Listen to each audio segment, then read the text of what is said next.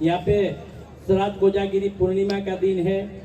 इन दिन को बहुत बड़ा महत्वपूर्ण माना गया है, क्योंकि 12 महीने में 12 पूर्णिमा आती है, लेकिन सबसे ज़्यादा महत्वपूर्ण श्राद्ध पूर्णिमा बाबा जी ने बताया है। और इसी श्राद्ध पूर्णिमा के दिन चंद्रदेव ने 16 कोला से पूरी पूर्णिमा रहता है। इसी श्राद्ध पूर्णिमा का दिन लक्ष्मी माता इस धरती पे ऊपर जन्म ली थी, ऐसे बोलते हैं लोग। और इसी श्राद्ध पूर्णिमा का दिन अमृत की वर्षा होती है। उसी अमृत की वर्षा में हमारे संत महात्मा पहले जमाने का संत था, वो इसी दिन श्राद्ध कोजागिरी पूर्णिमा का दिन सब लोग जागृत करते थे और जागते हुए सभी भजन कीर्तन और संत महात्मा की वाणी सुनते हुए दूध गर्म करा था।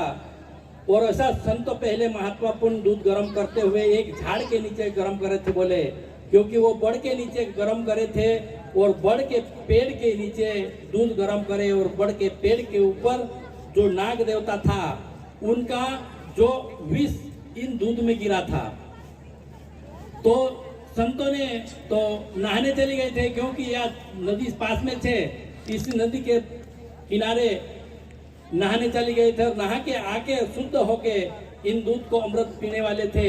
लेकिन संतों ने आके देखा था, ये राज किसी को पता नहीं था, लेकिन इस दूध में एक चीज गिरा है। लेकिन एक मेंढक देख रही थी कि भाई इस चीज में दूध में ये जहर गिरा है, तो इसको कैसा करना चाहिए, क्योंकि ये संतों ने इस दूध को आके पिएंगे तो सब मर जाएंगे।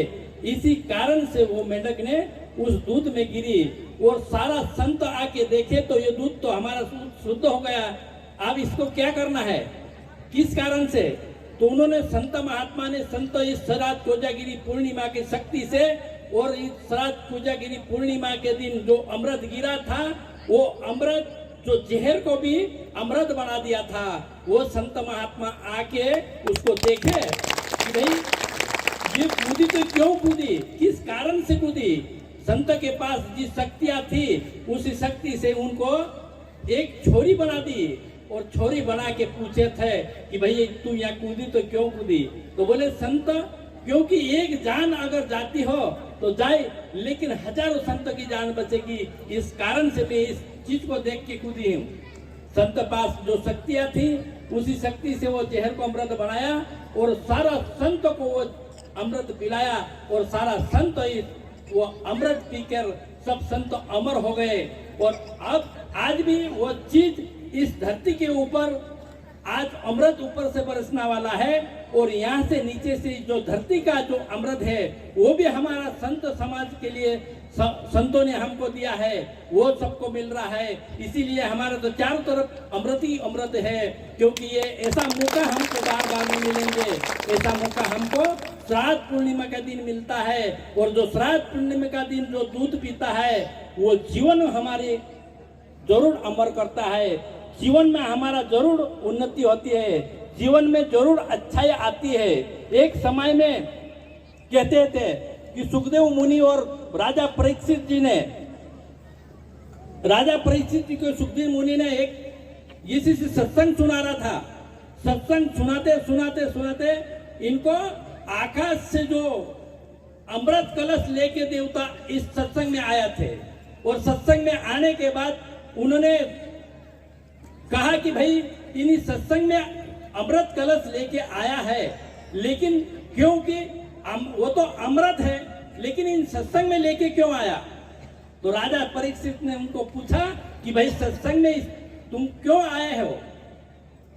तो वो बोले कि तुम राजा परीक्षित हो, तुम 7 दिन में मरने वाले हो, लेकिन तुमको अगर ये अमृत पी लेंगे तो तुम अमर हो जाओगे, इस कारण से तुम्हारे लिए हम ये अमृत कलश लेके आए हैं। लेकिन वो अमृत कलश लेके आए थे, लेकिन कुछ न कुछ उनमें था, क्योंकि कुछ लेके अपने पास आते हैं तो कुछ मांगने के लिए भी आते हैं, लेकिन उसका कारण क्या है।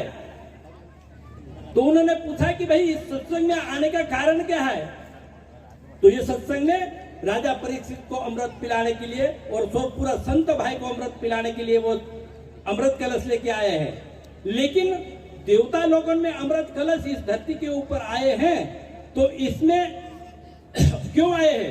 तो इन सत्संग में जो अमृत है वो सबसे बड़ा है, क्योंकि जो आसमान में अमृत है इससे भी बड़ा है, सत्संग में जो अमृत है वो बहुत बड़ा है। इसीलिए कम से कम मैं इस धरती की अमृत प्राप्त करना चाहता हूँ। जो सो आसमान में हाथ में कलश है अमृत का, लेकिन धरती की जो सत्संग की ज्ञान की जो अमृत है उसको प्राप्त करने के लिए आए थे यहाँ पे।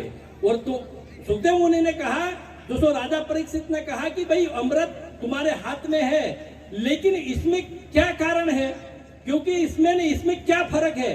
तो उसने कहा, तो जो देवता हाथ में अमृत लेके आया था उसने कहा कि भाई इस धरती का अमृत है वो एक हीरो का है, और जो आसमान का अमृत है वो एक कांच के टुकड़े बराबर है। इसलिए इतना भारी अमृत इस धरती के ऊपर है।